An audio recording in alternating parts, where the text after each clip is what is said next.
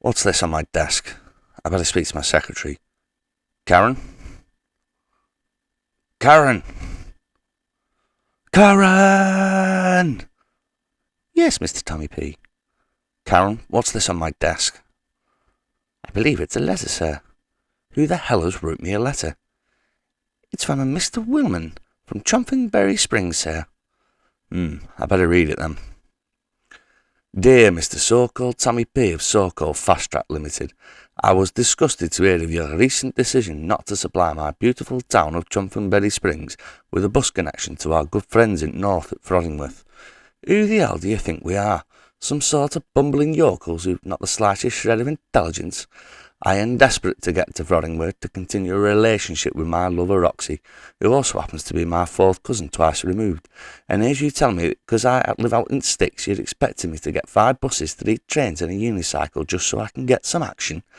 This is truly unacceptable behaviour, and I urge you to reconsider your decision. Yours angrily, Mr. Willman.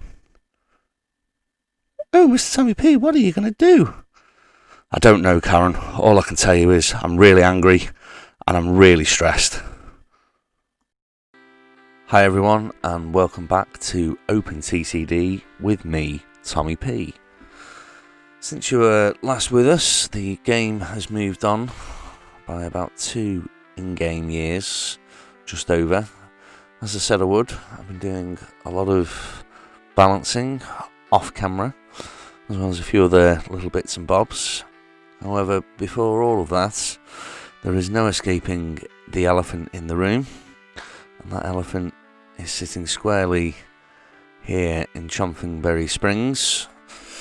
As you'll have seen, we have received a complaint from Mr. Willman of this town, who was very unhappy with my decision in the last episode not to provide a passenger bus service from this town to Froddingworth, and instead I was going to make him get a bus to Wayward here, and then eventually from Wayward to a newfound train station, which hopefully we'll be setting up today, all the way up to Froddingworth.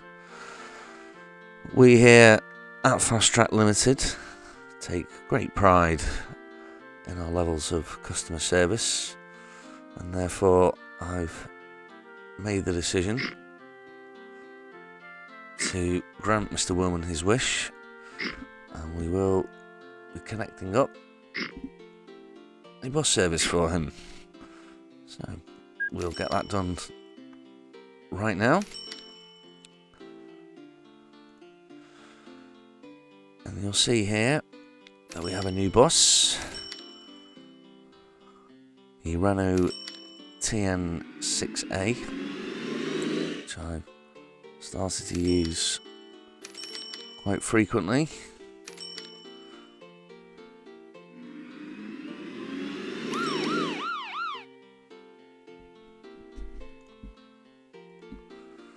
Well, Mr. Willman, there you go, my friend. You are all set up and ready to go see Roxy. Enjoy.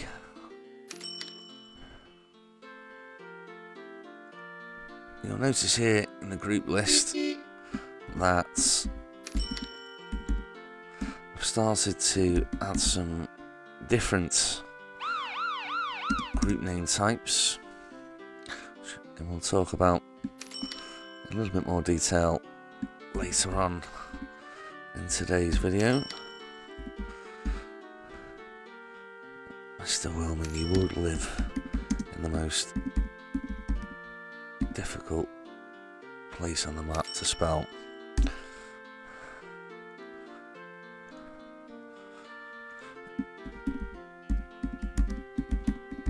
there's always another subgroup. You guys should know me by now.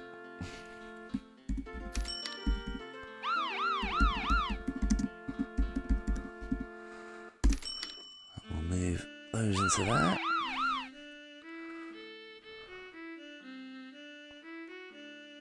Excellent.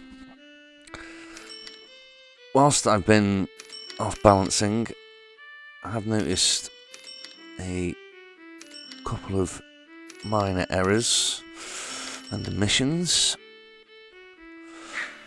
First of which is here at New Flowerwood Wells, where I forgot to put in a new train depot after we rearranged the layout of this station. So that's that rectified. And I also noticed that in Flintfield we have a passenger service going from Flintfield Central to Treffenbridge Market Square. However, you'll see here that the bus station is here. In order to get back to Treffenbridge, the bus is having to take quite a long route round. So we'll just add a new loop in there, and that should make things a little bit easier for those buses to get round.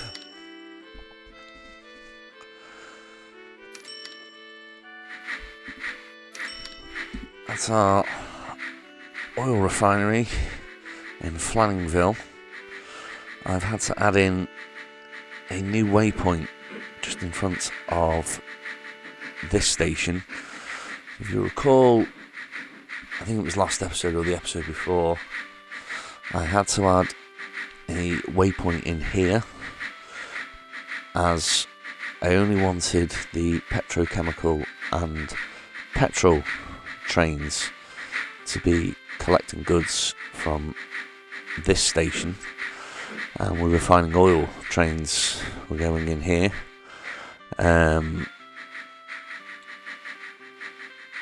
But sorry, no, we weren't finding oil trains. The petrochemicals and petrol trains were going into this station. However, as I was balancing, I was finding oil trains going in to this station, which is a bit unusual. The reason the petrochemical and petrol trains, I thought, were going in to this station is because of the way the pathfinding works. We always try and find the shortest route to the station. Obviously these are both the same name, so it would make sense that the petrochemical trains were trying to go in here. However, I did find, as I say, some oil trains going into this station, so I've added a waypoint in here, changed the orders on all the oil trains so that they will now definitely all go into that part of the station.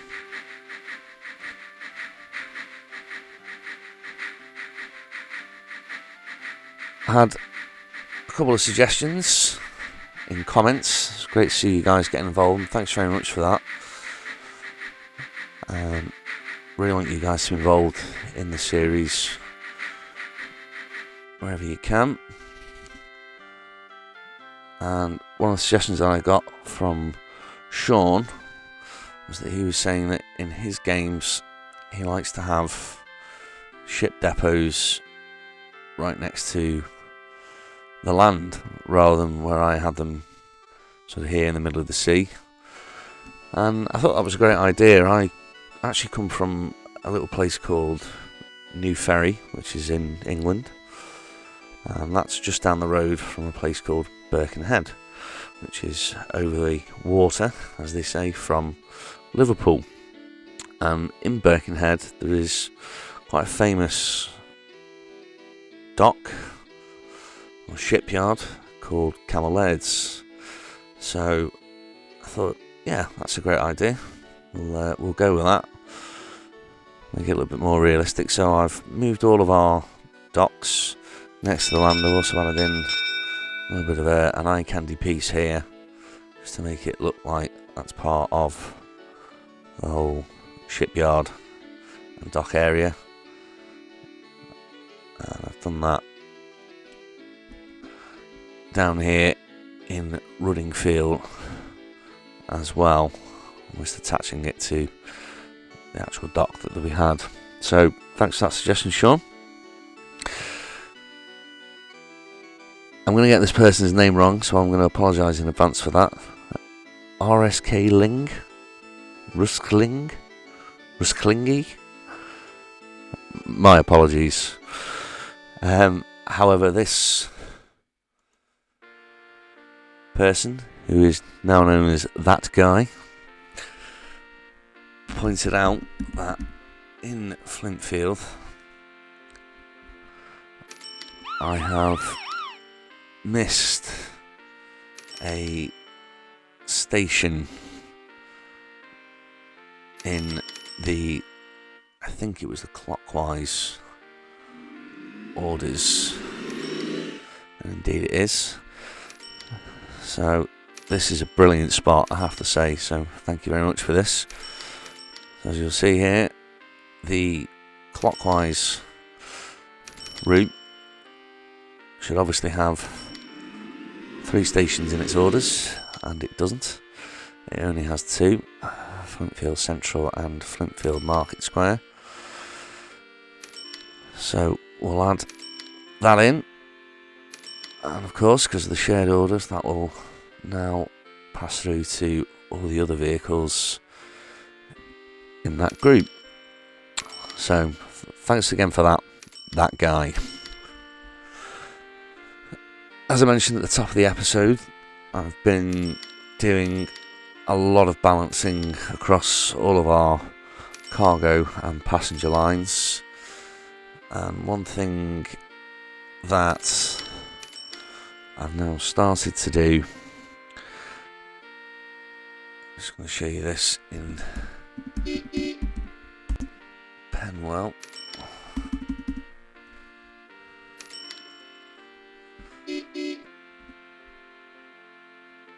Just going to get my, that's up here, and we'll go to the Penwell group, is to set up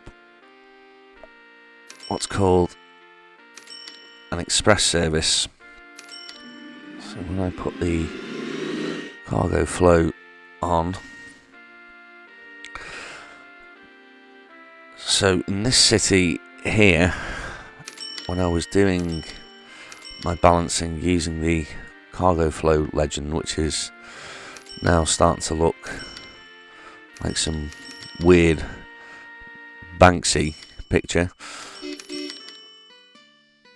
there was a real missed opportunity in this town here between the main station and the north station here, because even though we have plenty of services for both clockwise and anti-clockwise, I'm just going to turn that off, there was basically not enough capacity on the route to get passengers from Penwell to Penwell North. So as I mentioned before, I've started to set up some new little groups now for these express services, and this particular one here just goes between just these 2 stations, and already here you'll see that's made us an extra nearly £8,500 a year by doing that. Well, that's meant I've had to add some new groups in here. I've done that in a few other cities. So Munton now also has an express service between these 2 stations, as does Little Chonfingbury.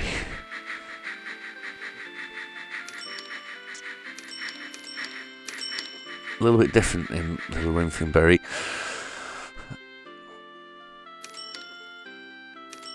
So I noticed in this city here that the main sort of flow of cargo, flow of passengers, is solely around these 3, which again would make sense. There's obviously a lot more larger buildings and so forth in this area of the city. So I've kept the existing anti-clockwise and clockwise services. I've just added in an express between these three, but I've also had to do that in an anti-clockwise manner as well. I'll just name them slightly differently just so that we can quickly differentiate between our express and our standard inner city groups. And what I've also done is where we had services between cities and towns, I've just added an extra layer to the group, which is, so we now have the two town names that are connected. So in this example, Frondingworth and Lundington, but I've actually underneath put the actual station names that have actually been connected there. In the future, this might grow, these might grow, and I might want to have different connections to different stations between these two towns. So again, by naming the groups like this, it will just allow me to easily identify which routes are which. You'll notice, go back to Little Chonfingbury, I mentioned it very quickly before, but we are now starting to use a different type of bus, this Renault TN6A. I'm just going to show you that in a little bit more detail. So in comparison to the Leyburn, so the Leyburn is 40 miles an hour and carries 44 passengers. The Renault only 1 mile an hour quicker and he carries 4 more passengers. However, the running costs are significantly less, so only £140 a year on the Renault compared to nearly £600 a year on the Leyburn. So it's quite likely that I'll end up doing a mass upgrade of all of our Leyburns. I say all, some of our Leyburns to Renault. The reason I say that is we do also have this AC Regent that's come online as well now, which has a much larger capacity, 56 passengers, doing 40 miles an hour, and again the running costs lower than the Leyburn. But I need to look at that in a bit more detail and effectively start to work out what is a true express service where we just want a little bit more speed. And while this is only 1 mile an hour at the moment, in the future that will obviously get faster on certain buses compared to the Regent, which is for me more of a truer higher capacity bus. But one for another day. You will have seen and probably heard as well that we have some other different vehicles running around our towns now, and these are eye candy vehicles. I'll show you those, and you probably caught a quick glimpse of them before. It's back to all.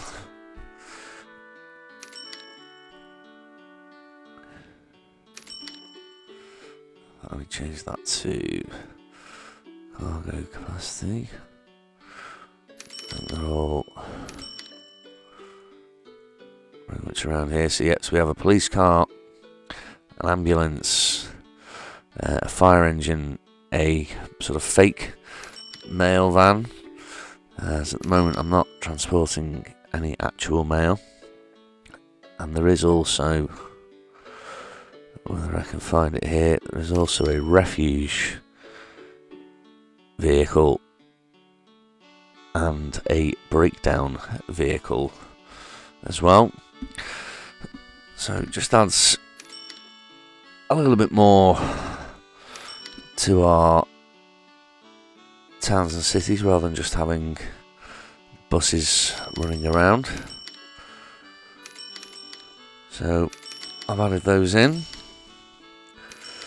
So all in all, our efforts on balancing have been pretty fruitful. Have a quick look at our operating profit graph here. The growth is continuing.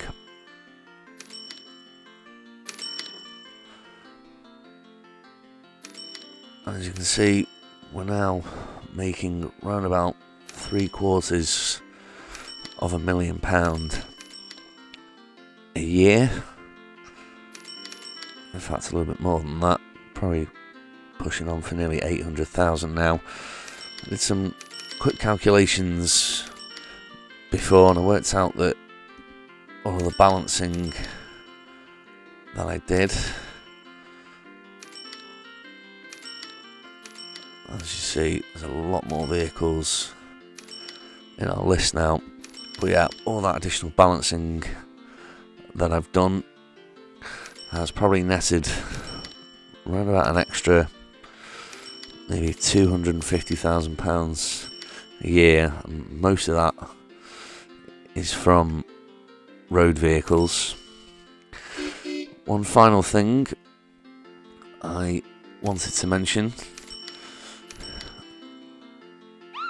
try and find a bit of an easier town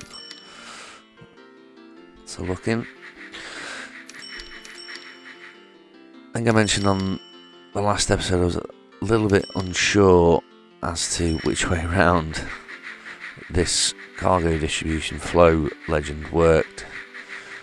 I delved into that a little bit more off camera, and I can now confirm that from and to is always on the left. So Padstow South, Padstow is a yellow line, Padstow to Padstow North is this orange line, Padstow North to Padstow is this green line. So that's north to Padstow is fine, that's in the green, and Padstow to Padstow North is okay, but could possibly do with some additional capacity. I just wanted to confirm that with you all today.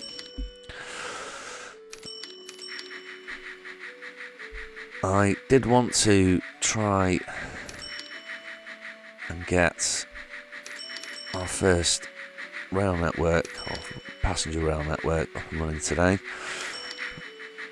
I think I'll probably run out of time to do so, but felt it was important to give you a quick update on what I've been doing off camera. If that's not the kind of thing that you want to see, guys, then by all means let me know in the comments, and I won't bore you with such things in the future. What I did find, in fact I'm going to go and do this through the industry chains. I'm finding this is a lot easier to go this way through rather than try to select it all from the map.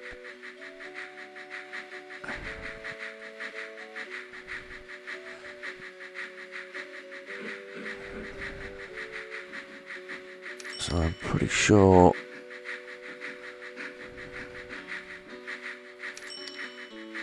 yeah, this is the one here in Chonfingbury. So whilst we've done fish before, we have our fishing ground here and our fishing harbour, what we haven't done is to carry that industry chain on, as fishing harbours produce both food. Sorry guys, I had to make a quick edit cut there.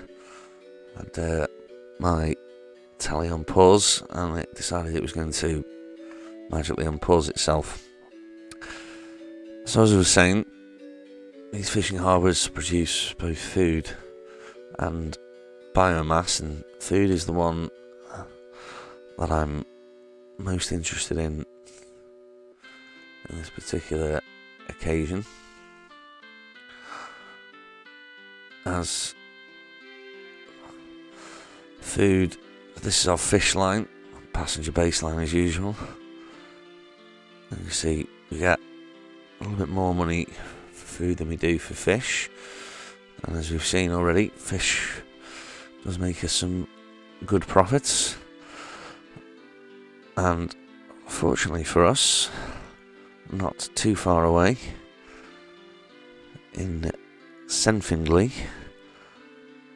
we actually have two industries here: the hotel, which accepts food, and a petrol station, which also accepts food. So what I'm going to do to finish today's episode off is we're going to set that chain up,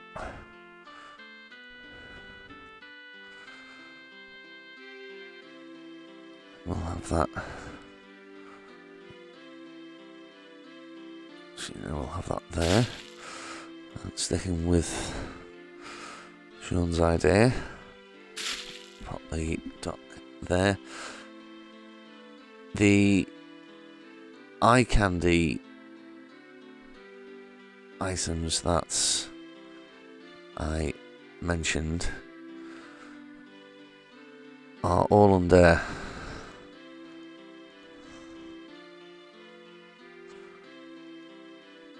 objects here, so you won't always get all of these. You don't have to add, most of these are GRFs that I've added in.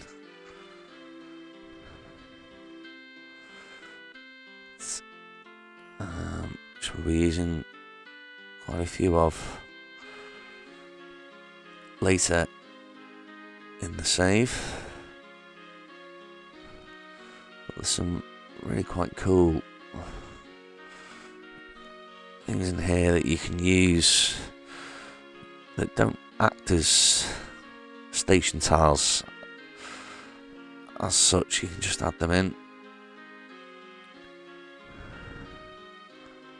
So I think, yeah, we'll add a couple in here just to make this look a little cooler, make it part of the dock.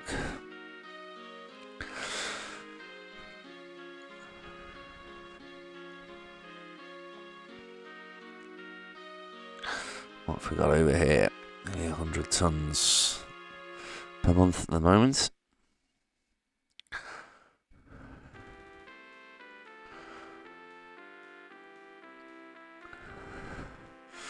And the distance isn't too far on this one, but I don't think we'll need, I mean, these are just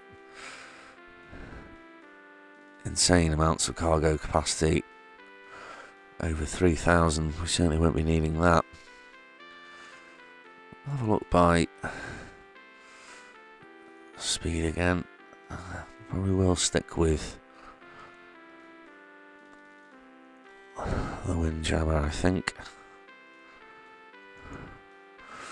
Yeah. Ring costs are pretty low. And there, and as usual, we want it to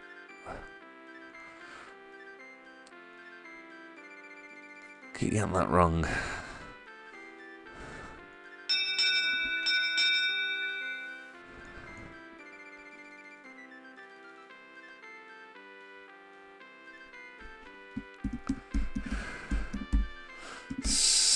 Chonfingbury Fish Market.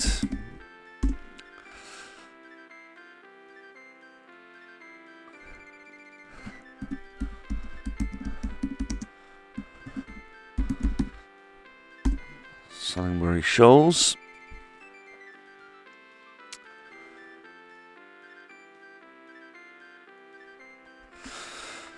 So that's the bit that you've already seen before. Just debating here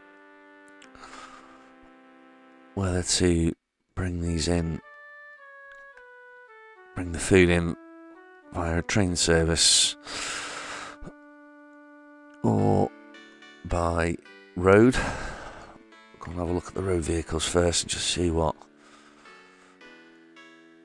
max speed we can achieve for food vehicles.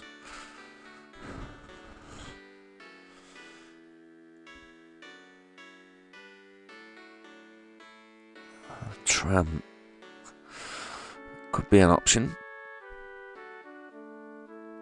A bit weird taking food by tram, but 45 miles an hour.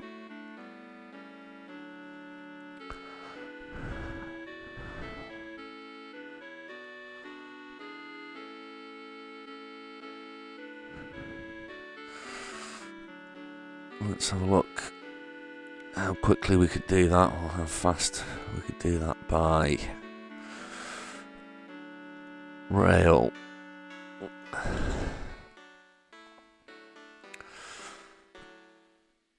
So we actually have, this is a new vehicle that became available during the balancing. It's actually a diesel cart.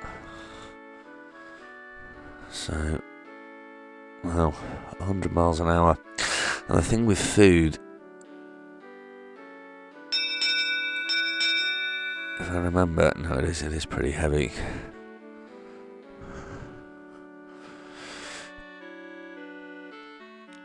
But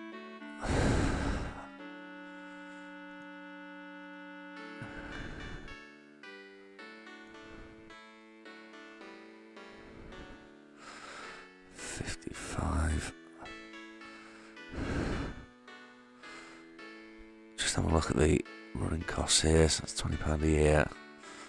Those 55 miles an hour.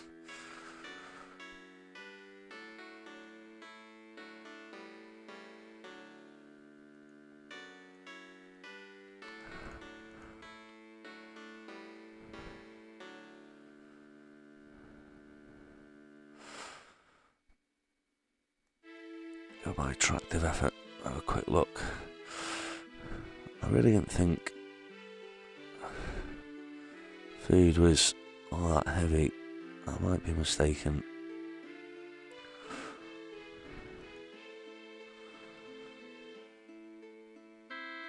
The Mogul can do 60, talking 5,000 a year.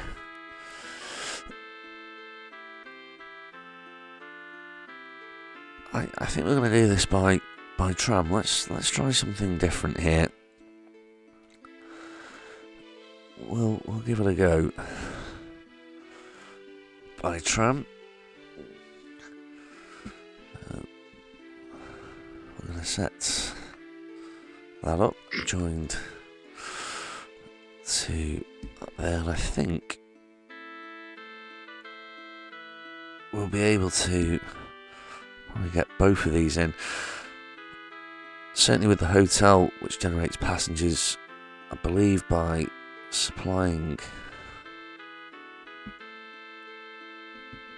Let's try it that way around. I believe by supplying food to it, it actually increases passenger production, which might be something useful for us in the future.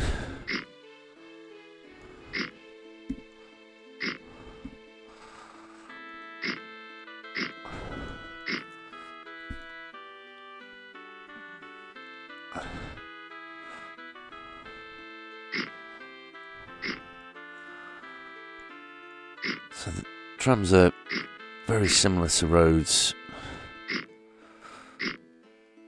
Can actually run on roads as well.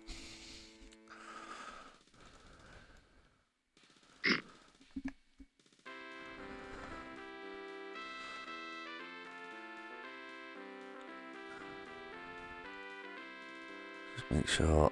Yeah, it is a little bit less. 36. Yeah.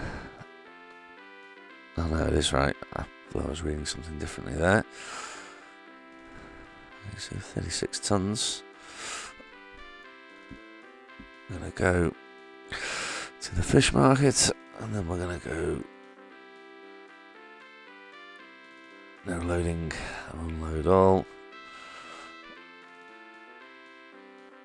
81 tons of food a month, and we'll go with 4 here initially. Let's get them going so we have our first tram service away. We'll have to just fast forward this a little bit. The wait for the ship to arrive before food starts collecting here, just whilst that's happening.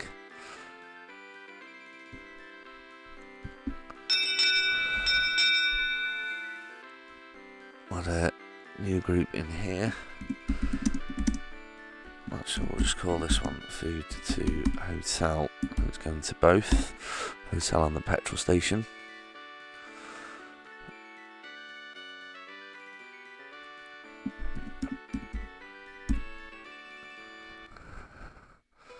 Seven pumps.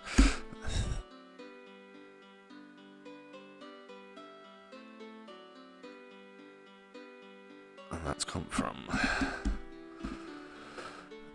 Chonfingbury Fish Market.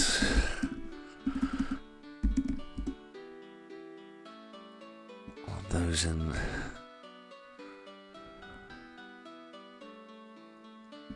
there. We should now have some food waiting here.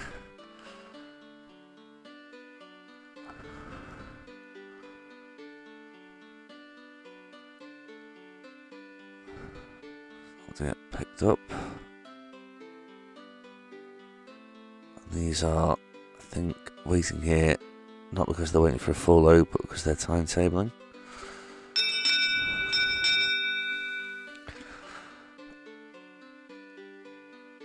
Both of these have got full loads on. It's be interesting to see how much these make.